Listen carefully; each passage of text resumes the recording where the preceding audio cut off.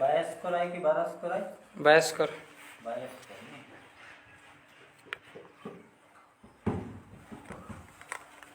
धर रे इकडे शुभ, हे असं धर फक्त. हा उचलल्या गेलं नाही पाहिजे वर, पक्क धर.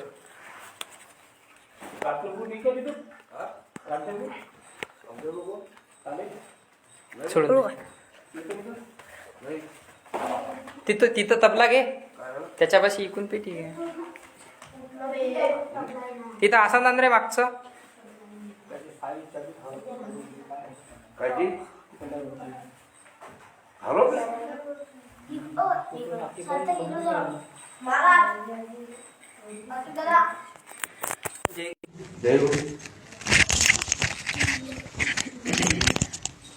Hello hello hello.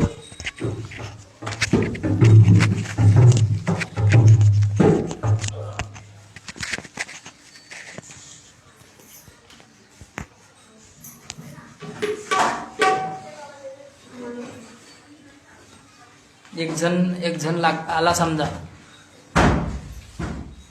एक जण आला म्हणताय. ते तर आहे पण त्याच्याशी जोडाचं कसं ते त्याचा ते पण फोन झालं सुरू. 5 वाजले ना, साऊंड लागत नाही म्हणते ना. म्हणजे लागत नाही म्हणजे चावीस नाही आहे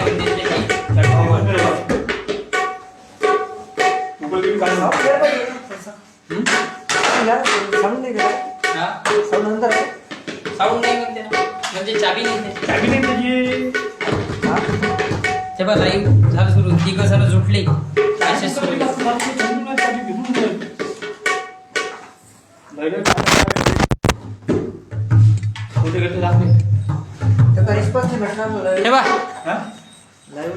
तुम्ही समोर सरकून जा, हे फुकटे असे मागं घेऊन घ्या. बोल जय गुरु सुरू होते आता.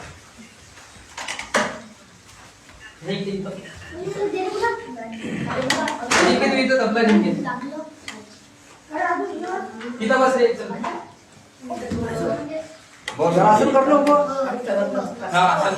आसन ठेवलं, आसन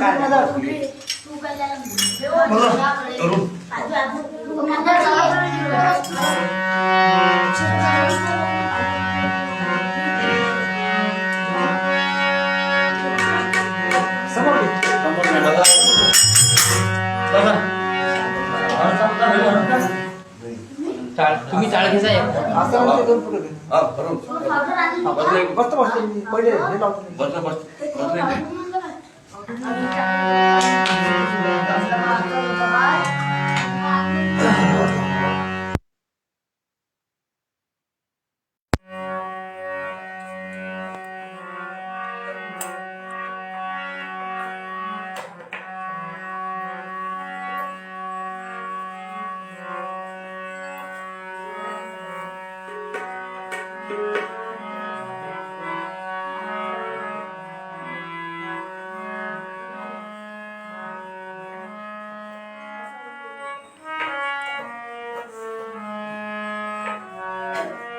म्हणणं. एक भजन वाजवत येत तोपर्यंत एक भजन म्हणा लहानसं कोणते. हो आवाज येऊन राहिला का बरोबर?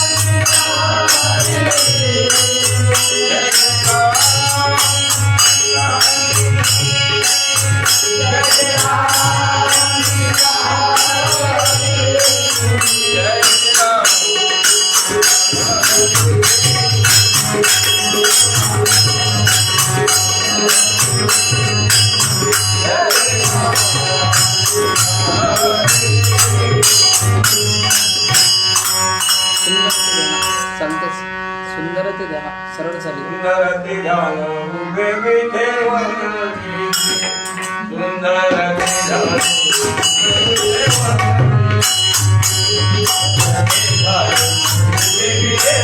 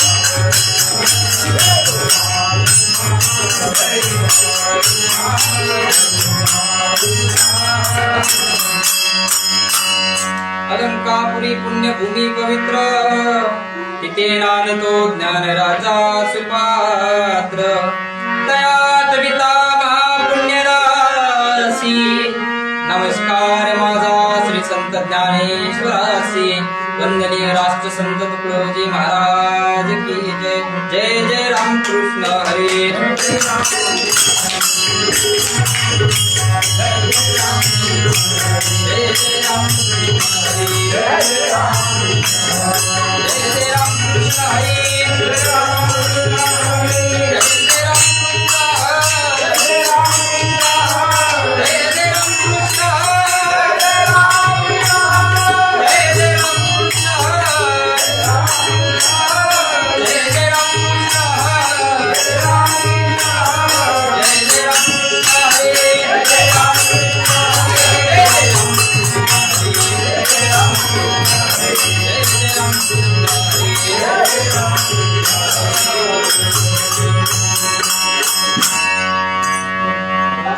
रूपपाता लोचनी लोचनी रूपपाता लोचनी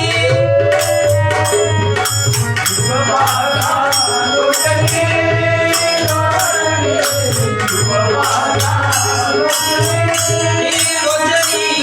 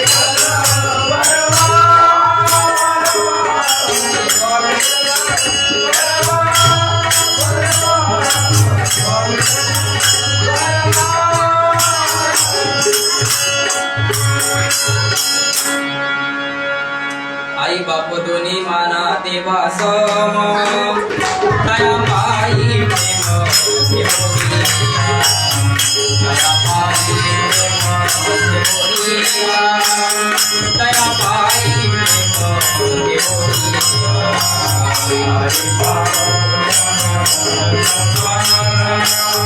दया पायी प्रेम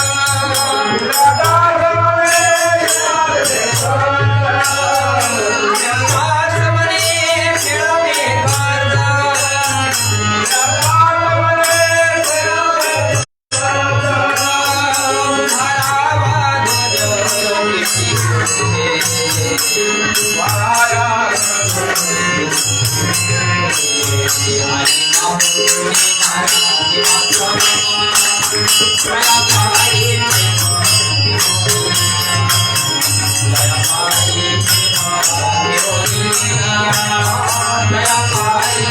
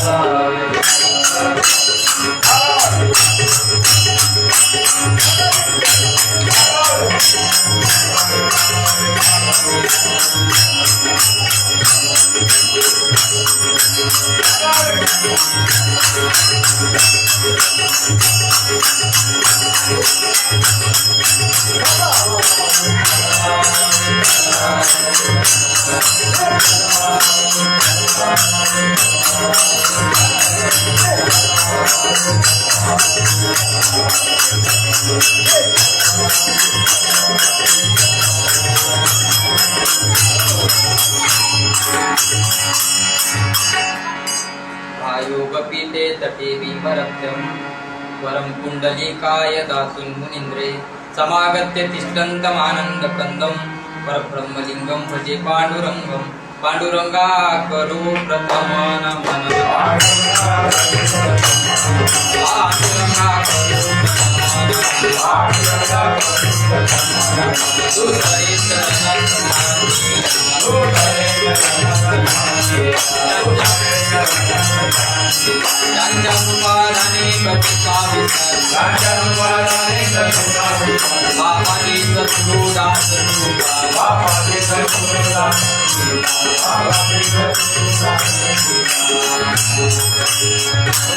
दयाची केली स्मरण होय सकळ विद्येचे अधिकरण वंदुनी श्री गुरुचरण श्री गुरूंचे ते नमस्कार होनी आता आनंदम आनंदम कर प्रसन्नम ज्ञान स्वरूपम निजबोधयुक्तम योगींद्र मिताय भवरोग वैद्यम श्री सद्गुरु नित्यमहं नमामि। परम पूज्य श्री गुरुदेव, कार्यक्रमाकरता उपस्थित असलेले सर्व उपासक तथा श्रोते मंडळी, आज श्री संत मोजरकर महाराज विचार मंच नावाचं एक फेसबुक पेज आहे. काय फेसबुक पेज आहे. आपण त्या फेसबुक पेजवर आपला कार्यक्रम म्हणजे आपण हे जे कीर्तन करत आहोत हे त्या फेसबुक पेजवर करण्याचं कारण असं आहे की कुठल्याही गोष्टीचं कारण असते. लक्षात घ्या, प्रचार जोपर्यंत प्रचार होत नाही तोपर्यंत कुठली गोष्ट साध्य होत नसते. महाराज ग्रामगीतेत म्हणतात, प्रचार खोट्यास फकवी बाजारी, प्रचार खोट्यास देव करी. काय म्हणते महाराज? प्रचार खोट्यास फकवी बाजारी, प्रचार खोट्यास देव करी. म्हणजे प्रचार महिमा अशी आहे, प्रचार महिमा अशी आहे की खोट्यास फकवी बाजारी, खोट्या माणसाले बाजारात विकू शकते हे एक प्रचार तंत्र आहे. गोट्याने देव करू शकते ही एक प्रचाराची काय ताकद आहे. तसं राष्ट्रसंत तुकडोजी महाराजाचा हा विचार, या सामुदायिकतेचा हा पूर्ण विचार जनमानसांपर्यंत पोहोचला पाहिजे. प्रत्येकापर्यंत ग्रामगीतेचं हे बीज रोवले गेलं पाहिजे. हे एक ह्या फेसबुक पेज मागचा एक काय छोटासा उपदेश आहे.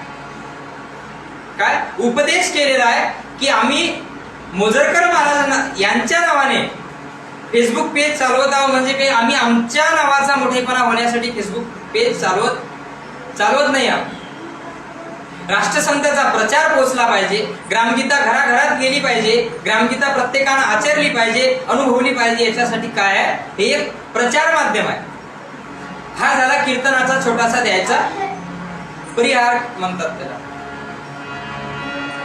लक्षात घ्या, आपण आज आई वडिलांचाच विषय का घेतला आई वडिलांचा विषय की या कार्यक्रमातून म्हणजे या फेसबुकच्या माध्यमातून आपण आता ही समाजातली जी परिस्थिती पाहत आहोत, आई वडिलांप्रतीची मानमर्यादा हे प्रत्येकाच्या मुलातून म्हणजे संपलेली आहे. आणि ते जागृत करण्यासाठी आम्ही आज हा अभंग घेतला आहे. आई बाप दोन्ही माना देवास, दया पायी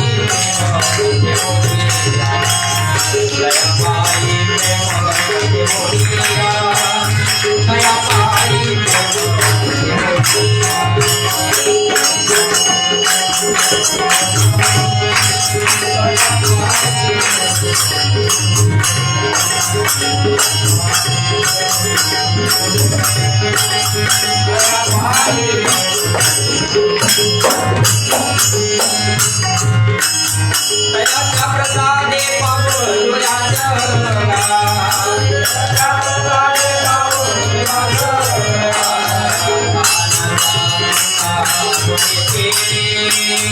लहानाच्या अंगाला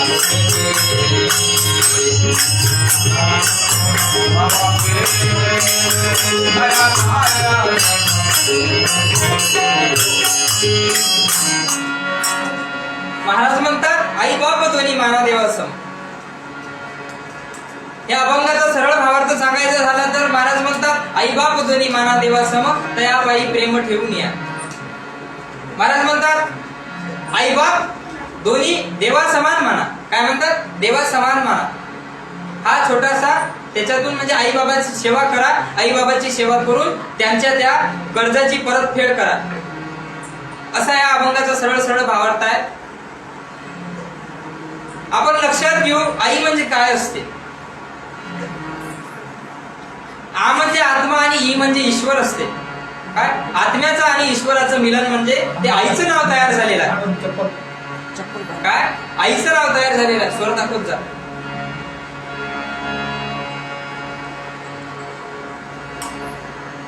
आई काय असते लक्षात घ्या. एका खेडेगावची गोष्ट आहे. त्या खेडेगावातली गोष्ट आहे, मेळघाटातली गोष्ट आहे. मेळघाटात एका गावात वाघ आला होता. काय? वाघ आला होता. वाघ आल्यानंतर तिथं काय झालं, आदिवासाचा पोरगा वाघानं पळवला होता. आदिवासाचा पोरगा वाघानं पळून दिला होता. पळून नेल्यावर काय झालं की त्याच्या आईला जेव्हा माहित पडलं की आपला मुलगा बा वाघानं पळून नेला आहे, आई काय असते हे सांगणार आहे तुम्हाला. वाघानं पळून नेला. पळून नेल्यानंतर काय झालं, त्या जंगलात त्या वाघाच्या पाठलाग आईनं केला. वाघाचा पाठलाग केल्यानंतर माग माग त्या वाघ समोर समोर जात होता. आई त्या वाघाच्या माग माग जात होती. वाघाच्या मागे जात असताना आईच्या हातात तो वाघ सापडला, म्हणजे वाघ थांबला. वाघानं डरकाळी पडली. आई समोर जात होती. आई समोर जात असताना वाघानं काय केलं, डरकाळी फोडली. आईनं त्या पोराच्या मांड्या अशा घट्ट पकडून ठेवल्या. त्या पोराच्या मांड्या घट्ट पकडून ठेवल्या. घट्ट पकडून ठेवल्यावर ते रडत बसली. आई रडत होती. आणि आईनं रडता रडता त्या वाघावर आई जोरात ओरडली. तेवढ्यात मागून बाबा आले. बाबाला माहित होत. लक्षात घ्या, वाघाच्या तोंडात त्या पोराची मान आहे. हट प्रसंग आहे. वाजव ना. हट प्रसंग नाही, आता जे चालू आहे जे मी सांगून राहिलो हा एकदम दुःखद प्रसंग आहे. तो वाजवा.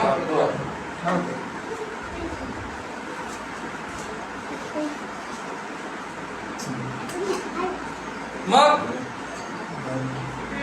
वाघानं काय केलं, वाघ जोरात चिरडावला. वाघानं डरकाळी फोडली. आईनं मांड्या हाती धरल्या. आईच्या हाती मांड्या होत्या. लक्षात घ्या, आईच्या हाती जेव्हा मांड्या होत्या तेव्हा त्या आईचं आणि वाघाच्या हातात, वाघाच्या तोंडात काय होती, त्या पोराचं नडलं होतं.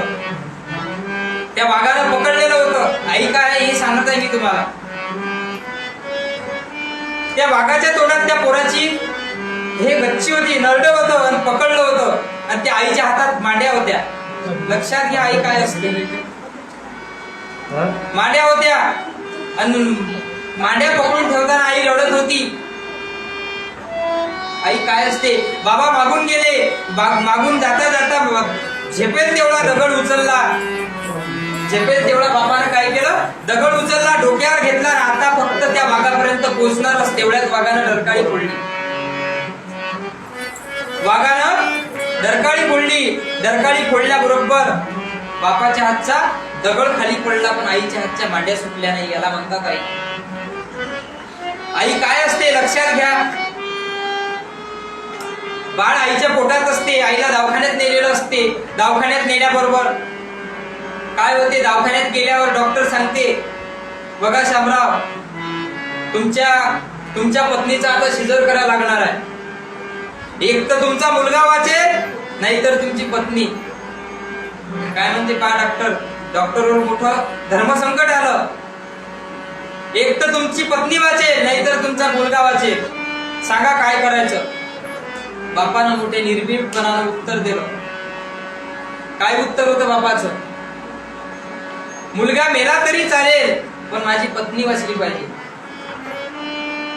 धर्मसंकट आहे, सगळ्यात मोठं धर्मसंकट आहे. लक्षात घ्या, आई काय असते. डॉक्टर कॅबिन मध्ये आत गेले. आत गेल्यावर ते ऑपरेशन थिएटर मध्ये गेले. थिएटर मध्ये गेल्यावर आईने विचारलं. आईला विचारल्यावर आईने सांगितलं, काय झालं डॉक्टर साहेब, सांगा मला. डॉक्टर साहेब म्हटले, एक सांगू का? प्रसंग मोठा कठीण आहे, पण एक तर तुम्ही वाचाल, नाहीतर तुमचा मुलगा वाचेल. लक्षात घ्या, आई काय असते मी हे सांगणार आहे. समोर सांगतो, ग्रामची तिथल्या गोव्या भरपूर सांगणार आहे, फक्त ऐका. डॉक्टर साहेब म्हटले की एक तर तुम्ही वाचाल, एक तर मग तुमचा मुलगा वाचेल. बापानं उत्तर दिलं की पत्नी मेली तरी चालेल, पण मुलगा मेला तरी चालेल, पण पत्नी वाचली पाहिजे. मग नंतर डॉक्टर साहेब कॅबिन मध्ये गेले. कॅबिन मध्ये गेल्यावर डॉक्टर साहेबांना त्या बाळाच्या आईला विचारलं, एक तर तुम्ही वाचाल, नाहीतर मुलगा वाचेल. आईचं उत्तर काय होतं लक्षात घ्या. आईनं सांगितलं की मी मेली तरी चालेल, पण माझ्या वंशाचा कुलदीपक वाचला पाहिजे. याला म्हणतात आई. काय असते आई? आई ह्या शब्दाचा अर्थ आम्हाला कळालाच नाही. आई ह्या शब्दाचा अर्थ जर आम्हाला कळाला असता, तर आमची मथारी आई, आमची 70 वर्षाची आई आम्ही वृद्धाश्रमात नेऊन टाकली नसती. म्हणून महाराज आजच्या या पिढीला उपदेश करतात. काय म्हणतात महाराज? आई बाप दोन्ही माना देवास, दया पायी प्रेम ठेवणीया, दया पायी प्रेम ठेवणीया, दया पायी प्रेम ठेवणीया.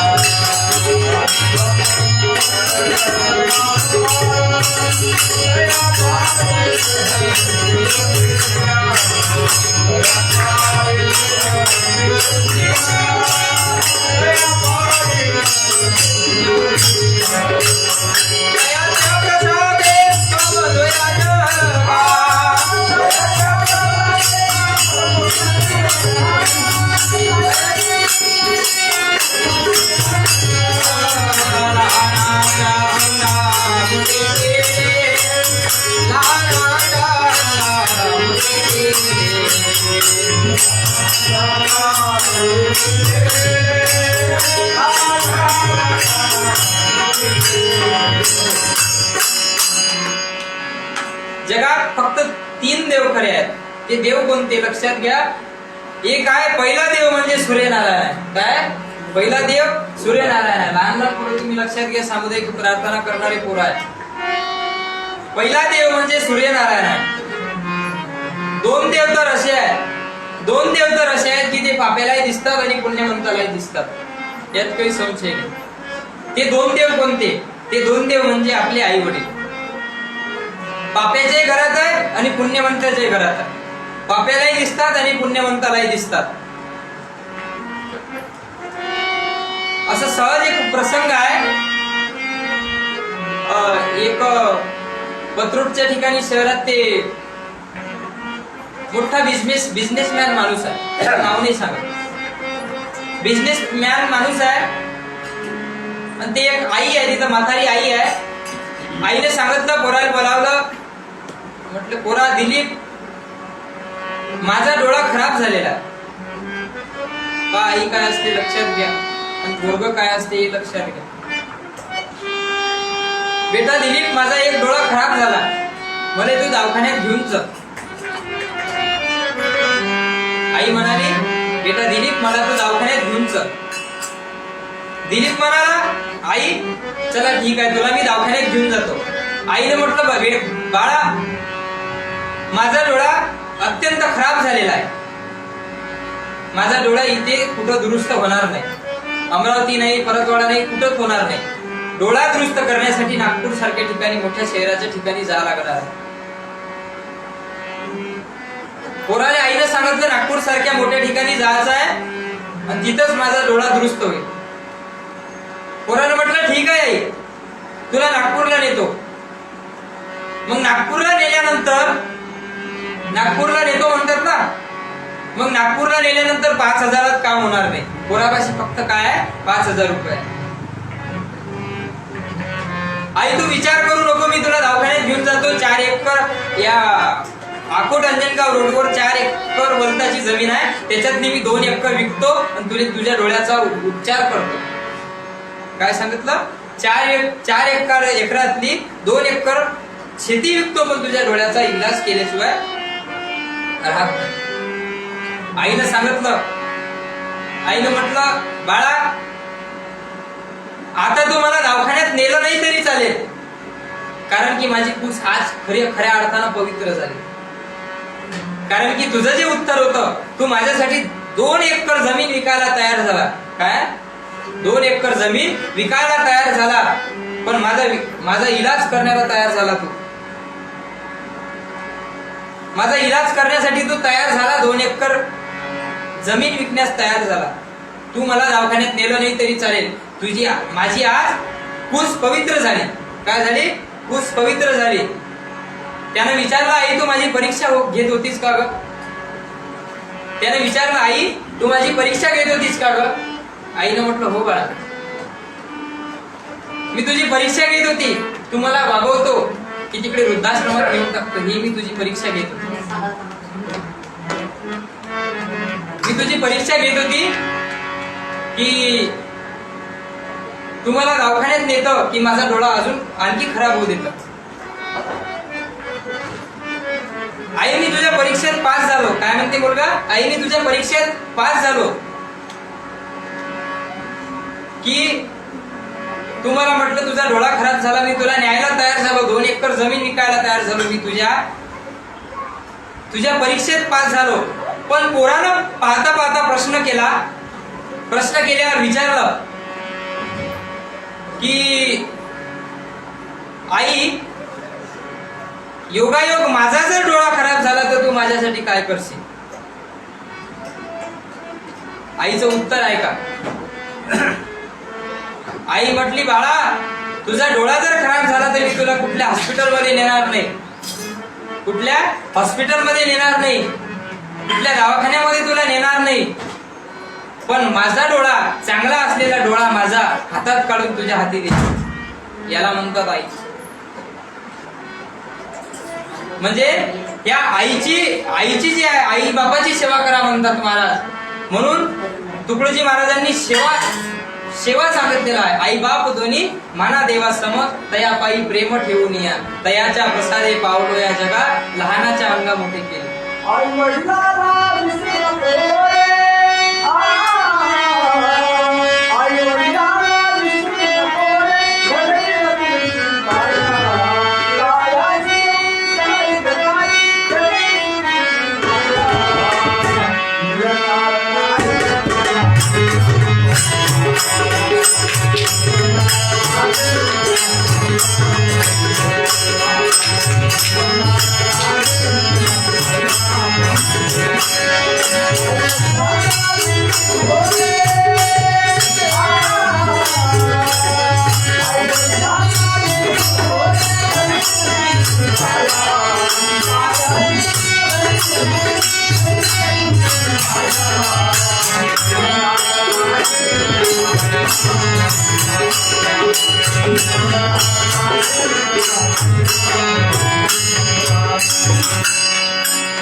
आई बाप दोन्ही माना देवा सम, तया पायी प्रेम ठेवून या. आई बाप दोन्ही माना देवा सम. आमचे आई बाप आम्ही देवासम मानले पाहिजे. काय म्हणतात तुकडोजी महाराज? आई बाप दोन्ही माना देवासम. तुकाराम महाराज म्हणतात माय बापे केवळ काशी तेने न जावे तीर्थास. काय म्हणतात महाराज? माय बापे केवळ काशी तेने न जावे तीर्थास. माय बापच काशी आहे, माय बापच पंढरपूर आहे, माय बापच आळंदी आहे. आई वडिलांची सेवा केली पाहिजे. काय? आई वडिलांची सेवा महत्वाची आहे. प्रत्येक संतात, ग्रंथात आणि पंथात आई वडिलांपेक्षा श्रेष्ठ कोणीच सांगितलेलं नाही. साक्षात पंढरीची पांडुरंग परमात्मा आई वडिलांची पुंडलिक जेव्हा आई वडिलांची सेवा करत होता तेव्हा हजर झाला. काय झाला? तेव्हा हजर झाला की पुंडलिक आपल्या आई वडिलांची सेवा करत होते. सेवा करत असताना पंढरीनाथ भगवान त्याची परीक्षा घेण्यासाठी त्याच्या घरी आले. त्याच्या घरी आल्याबरोबर त्यानं आवाज दिला, पुंडलिका मी आलो. मी काय देव आहे, मी देव आहे, मी आलो तुझ्या भेटीला आलो बा, तू ये. पुंडलिकाचं उत्तर काय होतं? पुंडलिक म्हणाला, मी उठून येणार नाही, कारण की जोपर्यंत माझे आई वडील झोपणार नाही तोपर्यंत मी तिथून उठून येणार नाही. वडिलाचं मुंडकं मांडीवर होतं, वडिलाचं मुंडकं मांडीवर होतं पुंडलिकाच्या, आणि पुंडलिक आई वडिलांची सेवा करत होते, हातपाय दाबत होते. विठ्ठलाला मोठा जात किडा पाठवला. काय केलं? एक किडा घेतला, ते छिद्र करणारा किडा पाठवला आणि त्याच्या मांडीवर जाऊन बसला. पुंडलिकाच्या मांडीवर जाऊन बसला. त्या पुंडलिकाच्या मांडीत त्यानं बोटभर छिद्र केलं. काय केलं? बोटभर छिद्र केलं. तरी पुंडलिक आपल्या सेवेतून हलला नाही. काय झालं? पुंडलिक आपल्या सेवेतून हलला नाही, सेवेतून उठला नाही, सेवेत खंड पडू दिला नाही. भक्त पुंडलिकासाठी उभा राहिला नित्यवरी. भक्त पुंडलिकासाठी उभा राहिला नित्यवरी. घरी मला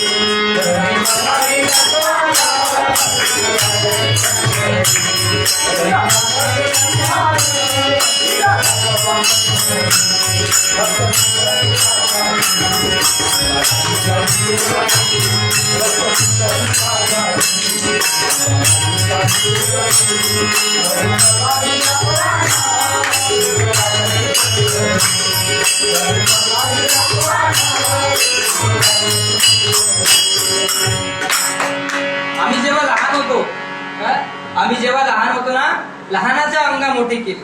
तुकड्यादास म्हणे, खेळावे हे कर्ज उभा राहावा ध्वज कीर्ती रूपे. आम्ही लहान होतो. आम्ही लहान असताना तुम्ही लक्षात घ्या, रोडचे बांधकाम सुरू आहे. बांधकाम सुरू असताना तिचे ते लहान लहान मुलं पहा, तुमच्या आपल्या आई वडिलांची परिस्थिती पहा. आपल्या वयात आपण जे काम करू शकत नाही ते काम आपल्या आई वडिलांना तेव्हा केले, म्हणून आपल्याला एवढा मोठा 3.5 हाताचा नरदेव आपल्या आई वडिलांना दिला. आणि आम्ही आमच्या आई वडिलांचं कर्ज कसं फेडावं याची अक्कल ग्रामगीतेत आहे. आणि कुठे कुठे आई वडील सुसंस्कारित असले पाहिजे. आता आम्ही ह्या भजना कीर्तनाच्या माध्यमातून बरेचसे प्रार्थनेतले पोरं तयार केलेले आहेत. प्रार्थनेतले पोरं तयार केल्या. गावात दरवर्षी एक ग्राम जयंती महोत्सव असते. म्हणजे असा बरेचसे उपक्रम गुरुदेव सेवा मंडळाचे आम्ही राबवतो. त्याच्या मागचं कारण असं आहे की प्रत्येक मुलगा हा सुसंस्कारी झाला पाहिजे आणि सुसंस्कारी होऊन आपल्या आई वडिलांची सेवा केली पाहिजे. आपल्या आई वडिलांची काय सेवा केली पाहिजे. त्याच्यासाठी हे उपक्रम असतात. फेसबुक, मोबाईल, आजकाल तर फारच म्हणजे मोबाईलचे आहारी गेलेले आहेत. म्हणजे तो एक मोबाईल, कॉम्प्युटर, टीव्ही याच्याशिवाय आपले मुलं आजकाल काहीच करत नाही. गुरुदेव सेवा मंडळ म्हणजे एक तत्व आहे. काय तत्व आहे, आणि ते तत्व जपणं म्हणजे सगळ्यात मोठी गोष्ट आहे. भाग्य कुणाला लाभे असे सतगुण कार्य वेळ जात असते. सामुदायिक प्रार्थना, सामुदायिक ध्यान, ग्राम जयंती महोत्सव, तुकडोजी महाराज पुण्यतिथी महोत्सव, याच्यातून आम्ही ज्ञानेश्वर महाराज समाधी सोहळा, याच्यातून आम्ही काहीतरी घेत असतो. म्हणजे काहीतरी घेण्यासाठी जे पुण्यतिथी महोत्सव हे सगळे उपक्रम असतात. आम्ही जेव्हा गुरुकुंजात होतो तेव्हा तिथं एक छात्रालयाची तिथं एक पाटी लिहिली होती, आई बापाचा प्रेमळ चाळा, पूर्वी लहान मुलांचा आळा, मुलगा होतो ठोंब्या भोपडा, अति लाडाने निकाल. म्हणजे आई कुठं कुठं आई वडीलही चुकत असतात, कुठं कुठं मुलांची चूक असते. आपण आतापर्यंत आई ऐकली, आता आपण बाप ऐकू. एक वेळ आम्हाला आई कथांमधून समजली, पुस्तकांमधून समजली. आम्ही कथेमधून आई ऐकली, पुस्तकांमधून आई ऐकली, कवितांमधून आई समजली, पण आम्ही बाप कधी समजून घेतला नाही. बाप समजून घेण्याची सगळ्यात मोठी काळाची गरज आहे. प्रत्येकाला असं वाटत असते की आमचे बाबा फारच गरम आहे, आमचे बाबा आमच्यासोबत बोलत नाही, आमचे बाबा आमच्यासोबत काही करत नाही.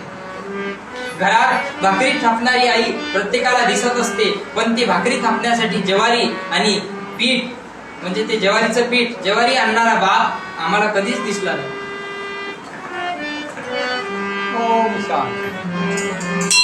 शेतकरी बापाची कथा आहे, एक जीवनाची कथा आहे का.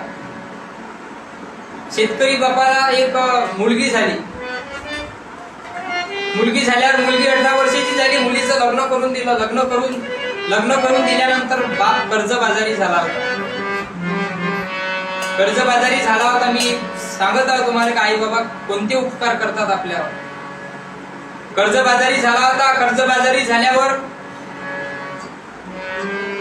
बँकेचा हप्ता आलेला होता. बुधवार दिवस होता. बँकेत गेले. बँकेत गेल्यानंतर बँकेत पैसे जमा केले. 5,000 रुपये जमा केले. बापापाशी फक्त 7,000 रुपये. 5 जमा केले. 7,000 2,000 रुपये फक्त खिशात राहिलेले होते. बापाच्या मनात एकच काळजी होती, आपल्या मागचं कधी कर्ज फिटेल, आपण कधी मोकळं होऊ, कधी कसं करू, काय करू, हे बापाच्या मनात विचार चालू होते. बँकेच्या पायरीवरून खाली उतरत होते. शेवटच्या पायरीवरून उभे राहिले. तितक्यात जावयाचा फोन आला. पोटभरे महाराज, शेतकरी बापाची आत्मकथा बघून घ्या कशी असते.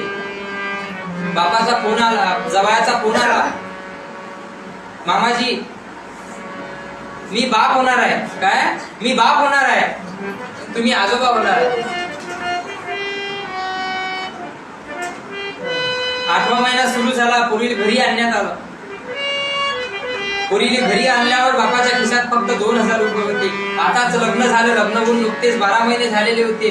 12 महिने झाल्यावर 12 महिने लग्न होऊन झालेले होते आणि मुलगी घरी आलेली होती बाळकपणासाठी. फक्त बापाच्या खिशात 2,000 रुपये होते. लग्नामुळे कर्जबाजारी झाला होता.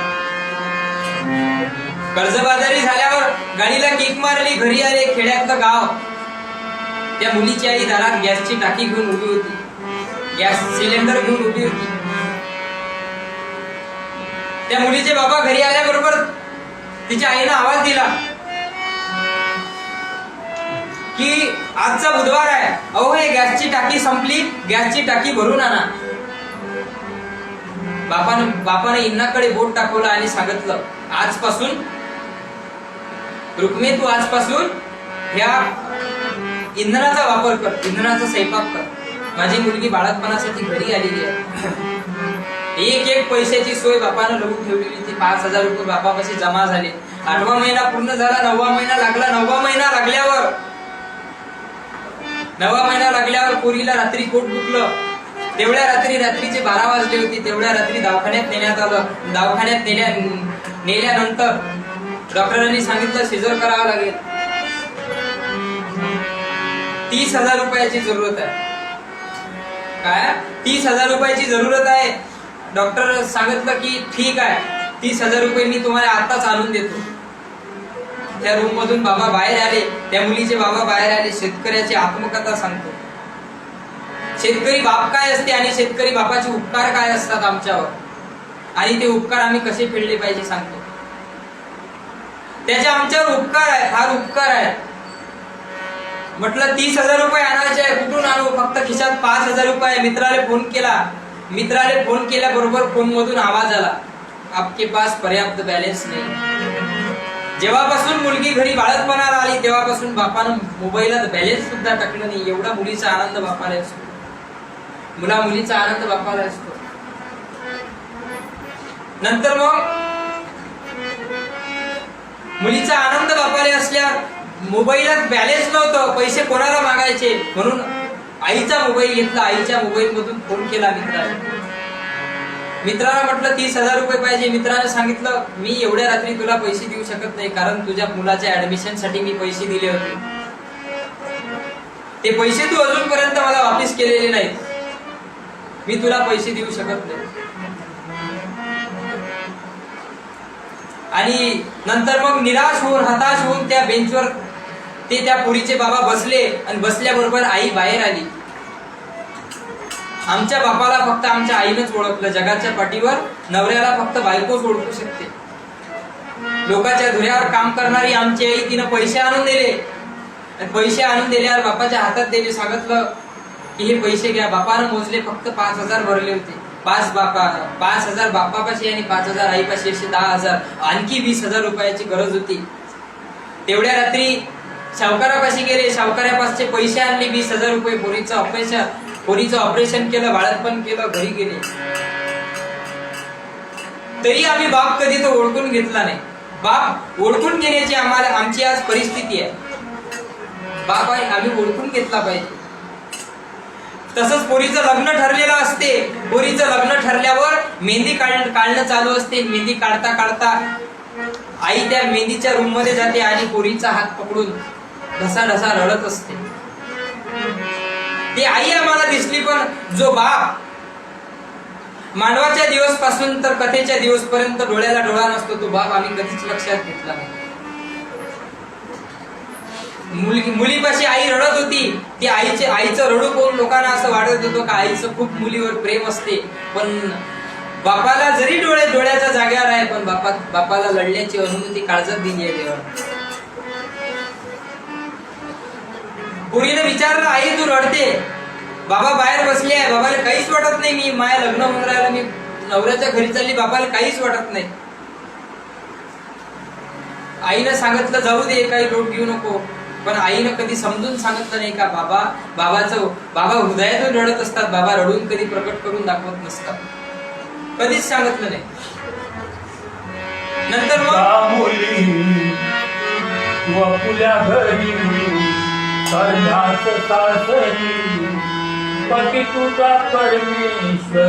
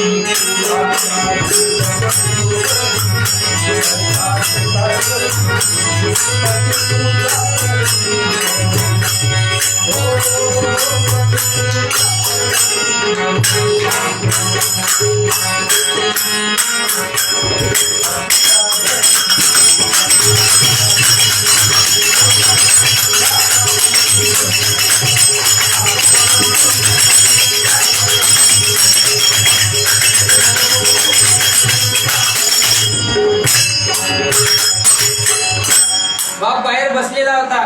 बाहेर बसल्यावर पोरगी बापापाशी गेली. बापाने सांगितलं, बाबा तुम्हाला काहीच वाटत नाही, माझं उद्या लग्न होणार आहे, मी नवऱ्याच्या घरी जाणार आहे. बाप त्या शब्दावर काहीच बोलला नाही. बापाने सांगितलं, पोरी जा, झोपून जा, उद्या उठा लागणार आहे, उद्या वरात येणार आहे, लवकर उठा लागणार आहे, बिमार पडशील, पित्त होईल. म्हणून बापानं मुलीला अंदर पाठवून दिलं, तो बाप आम्हाला लवकर दिसला. दुसऱ्या दिवशी पहाट झाली, लग्नाची सुरुवात झाली, लग्नाचा मांडव भरला, मांडवात नवरी आली, नवरी जेवण ओळखले, नवरी सासरी जाण्याचा वेळ आला. कन्या सासूराशी जाय मागे परतुनी पाय. मुलगी गाडीत बसली आणि आई आणि मुलगी त्या गाडीच्या खिडकीतून रडत होती. घट्ट हात पकडलेला होता. आईला बापानं मागं केलं. आईला मागं केलेला बाप म्हणजे आईला सावरून मागं ओढलेला बाप आम्हाला दिसला. पण तेच गाडीला धक्का देऊन आमचा बाप तिथंच खाली बसून हमसून रडत होता. तो बाप आमच्या लक्षात कधीच आला नाही आमच्या लक्षात. तो बाप आम्हाला लक्षात घेण्याची जरूरत आहे. त्यासाठी आई वडिलाची सेवा करण्यासाठी अनंत जन्माचं पुण्य पाहिजे असते, तेव्हाच आई वडिलाची सेवा करते. सामुदायिक प्रार्थना करा लागते, सामुदायिक ध्यान करा लागते, कीर्तन ऐका लागते. त्याच्यातून आई वडिलाची सेवा काय असते, आई वडील काय असते हे समजले जाते. आणि हे जेव्हा आम्ही ऐकू, जेव्हा अंगीकृत करू, तेव्हा आम्ही आई वडिलाची सेवा करायला लागतो. महाराज म्हणतात आता हे सामुदायिक प्रार्थनेतले पोरं आहेत, इथं येऊन बसलेले आहेत, लहान पोरं आहेत, सामुदायिक प्रार्थनेत भाषण देतात, सामुदायिक प्रार्थना करतात, सकाळी ध्यान करतात, रामधून काढतात. कारण की आज काळाची गरज आहे. आता आमच्यासारखे नवीन कीर्तनकार ह्या संत मोजरकर महाराज विचार मंच नावाच्या फेसबुक पेजवर आम्हाला संधी भेटत आहे. म्हणजे तुमच्याच गावात असून तुम्ही कार्यक्रम करा, तुम्ही बोलायची सवय पाळा. चुकलं तर कोणी बोलणार नाही, जमलं नाही तर कोणी रागावणार नाही. अशी आमचे पुरुषोत्तम दादा आहेत, मोजरकर दादा आहेत. हे सर्व यांची एक तळमळ आहे की महाराष्ट्रात जेवढे गुरुदेव शाह मंडळाचे किंवा वारकरी संप्रदायाचे कीर्तनकार आहेत ते सगळे बोलके झाले पाहिजे, ग्रामगीतेचा प्रचार प्रसार झाला पाहिजे. हे सर्व त्यांची तळमळ आहे. काय तळमळ आहे म्हणून पेज आहे. तुकड्या दास म्हणे फेडावे हे कर्ज उभारावा ध्वज कीर्ती रूपे ध्वज उभारण्यासाठी तुकाराम महाराज म्हणतात, कुडी कन्या पुत्र होती जे सात्विक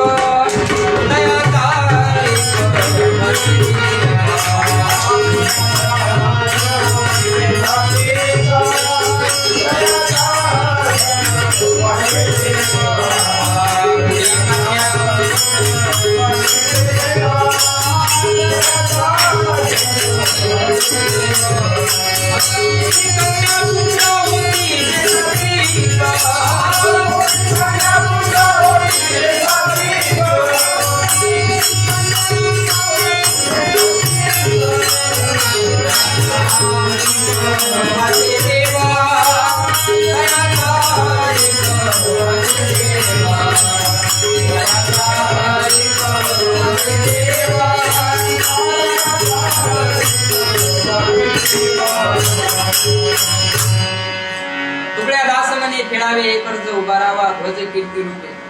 कुडी कन्या पुत्र होती जे सात्विक तयाचा हरिक वाटे देवा. तुकाराम महाराज म्हणतात, या कोवड्या कळ्यां माझी लोकले ज्ञानेश्वर रवींद्र शिवाजी विकसता प्रकटतील समाजे शेकडो महापुरुष. हे सामुदायिक प्रार्थना करणाऱ्या लहान कळ्या आहेत. विकसता प्रकटतील समाजी शेकडो महापुरुष. या कोवळ्या कळ्या फुलण्यासाठी सामुदायिक प्रार्थना ह्या पोरांपासून आम्ही करून घेतो, आम्ही स्वतःही करतो. रामधून, हरिपाठ, काकडा, भजन ह्या सर्व गोष्टीतून आम्ही आमच्या गावाचं म्हणजे एक आपण ग्राम तीर्थ बनवा. आमचं गाव आम्ही तीर्थ बनवायच्या मागे लागलेलो आहे. आणि महाराज म्हणतात उभारावा ध्वज कीर्ती रूपे. ध्वज कीर्ती रूपानं उभारण्यासाठी आम्ही जेव्हा सामुदायिक प्रार्थना करू,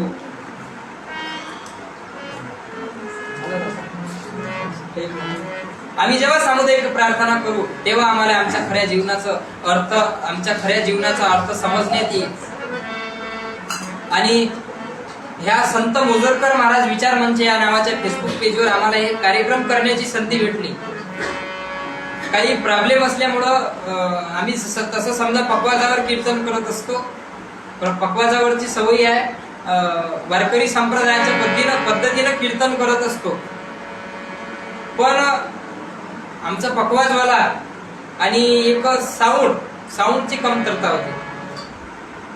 पुरुषोत्तम दादा म्हणत होते की तुम्ही बा प्रवचन करा, पण मी त्यांना म्हटलं की बा नाही कीर्तनच करू, पण ते संचावाले व्यवस्थित म्हणजे पकवाज न भेटल्यामुळं ते आम्ही काही ते कीर्तन करून नाही, राष्ट्रीय कीर्तन करून नाही, त्याच्यामुळं ते थोडस गुचक होत होतं। आणि या पेजवर आम्हाला कार्यक्रम करण्याची संधी भेटली आणि संधी दिली, आणि तुम्ही हा कार्यक्रम मुटका ऐकून घेतला। म्हणजे काही कारण असतात, काही कारणास्तव आजचा कार्यक्रम समजा जमला नाही किंवा जमला असेल ते तुम्हाला माहित असतं, कारण की वक्त्यापेक्षा श्रोता कधीही हुशार असते। म्हणून तुम्ही आम्हाला संधी दिली, तुमची आम्ही संधी देण्याबद्दल धन्यवाद करतो आणि कीर्तनाचा कार्यक्रम संपला असं जाहीर करतो। ज्ञानेश्वर माऊली